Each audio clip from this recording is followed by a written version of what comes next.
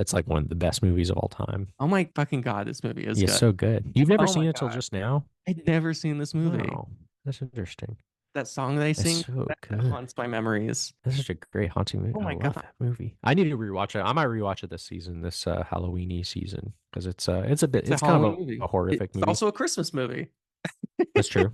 That central performance by Robert Mitchum is one of the best. Just super scary. Fuck, it's scary. He like never gives up. He just keeps on going and going and going, which And I there's find this to be very stoicness to unnerving. him. He doesn't care. He just keeps going and he just keeps going. And there's even this line that the kid says, which is one of the most cinematic shots in human history. I mean, my God, this shot just is going to forever be etched in my memory. And he's singing that song, leaning, leaning. Yeah. Great. God, fucking love that song. There's so many incredible special effects in this film that I don't think it gets Hmm. the love that it deserves. And it has to be a special effect because it is this silhouette right in the morning.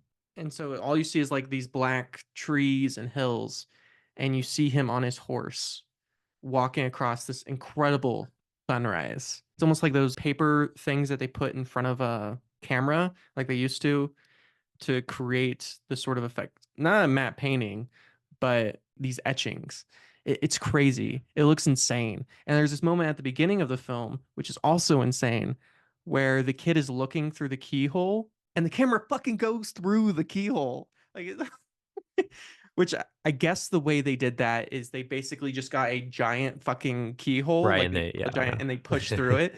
It looks so fucking amazing. Like there's just so many cool special effects. Or I talked about in the podcast how in Citizen Kane they use a lot of rear imaging Yeah. to create the effect of everything being in focus. And they do that a lot here, right? They'll do a lot of close-ups of his face, and then they'll do a rear projection of the background. It's so off-putting when everything there is in focus and you see his just cruel, stoic face and just these little kids just trying to live their lives. And of course, it has that great scene, the love and hate. You know, on this hand, I have love, and on this hand, there's Cain and Abel, and they're fighting Yeah. each other. And you're just like, oh my God, it's so great and haunting. And it just, it's one of those movies that just makes you so happy. And by the very Mhm. beginning of the movie, you're just like, I fucking know this is going to be amazing. Yeah.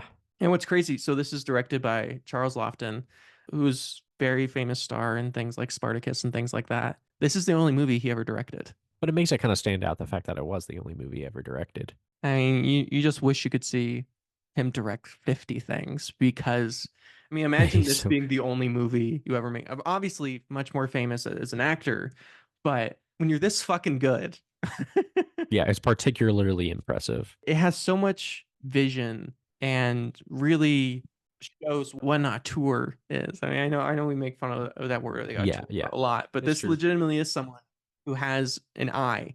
Like there's a very Mhm. specific vision here, and Yes. God, everything about it is just so fucking beautiful. I mean, this the Yeah. cinematography, just every He shot, kills that it. black and white is so stark and just really black blacks, which they still make black and white movies. But if you look at most modern black and white movies, for some fucking reason, they're completely It's not the same. uninterested in making like black blacks.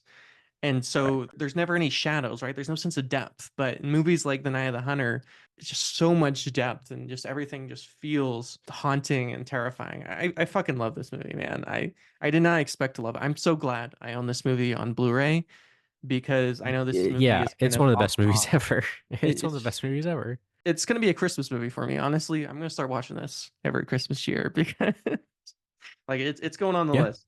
You it's know, good. it's up there with Shop Around the Corner and It's a Wonderful Life, of course. All those Christmas movies, like this Yeah. is going on the list. This is on my Christmas list now. So I'm gonna watch this in a couple of months again, and I don't care. I'm gonna watch it every year because it's that good. It's so good that I'm willing to watch this every year for forever. Like, oh my God.